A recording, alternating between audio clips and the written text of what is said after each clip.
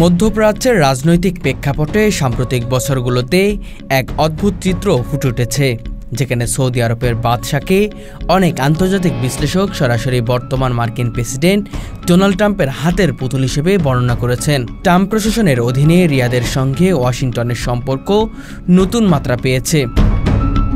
Saudi বাদশাহ এবং যুবরাজ মোহাম্মদ বিন সালমান বারবার মার্কিন নীতির প্রতি এমন এক ধরনের অন্ধ আধিপত্য দেখিয়েছেন যা আগে কখনো এতটা স্পষ্ট ছিল না। 2018 সালে সাংবাদিক জামাল খাশোগি হত্যাকাণ্ডের পর পুরো বিশ্ব সৌদির নেতৃত্বের বিরুদ্ধে ট্রাম্প প্রশাসন রিয়াদের পাশে দাঁড়িয়েছিল চোখ বুজে। ট্রাম্প প্রকাশ্যে বলেছিলেন যে যুক্তরাষ্ট্র সৌদি আরবকে অস্ত্র বিক্রি করে বিপুল অর্থ উপার্জন করছে এবং তিনি তাদের বিরুদ্ধে কোনো কঠোর ব্যবস্থা নেবেন না, কারণ এতে আমেরিকার অর্থনীতি ক্ষতিগ্রস্ত হবে।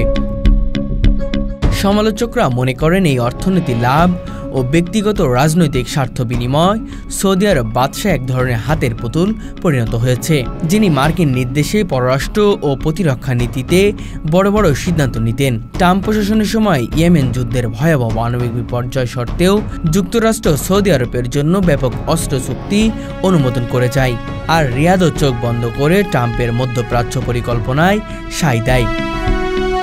বিশ্লেষকদের মতে বিশ্বমঞ্চে সৌদি আরবের স্বাধীন অবস্থান ক্রমে ক্ষয়ে যেতে থাকে, আর ট্রাম্পের অর্থনীতি স্বার্থ পূরণে তিনি হয়ে ওঠেন একদমই নরম ও অনুগত সঙ্গী।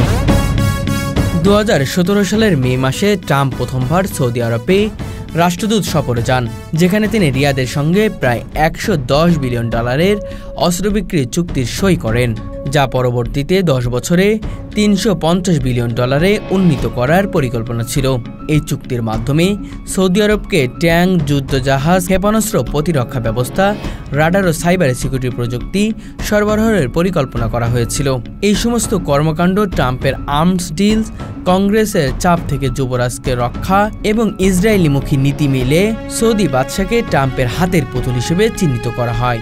ফলে আন্তর্জাতিক বিশ্লেষণে বারবার হয়ে উঠেছে যে সৌদি আরবের বড় বড় সিদ্ধান্ত আসলে মার্কিন নির্দেশনাতেই গৃহীত হচ্ছে।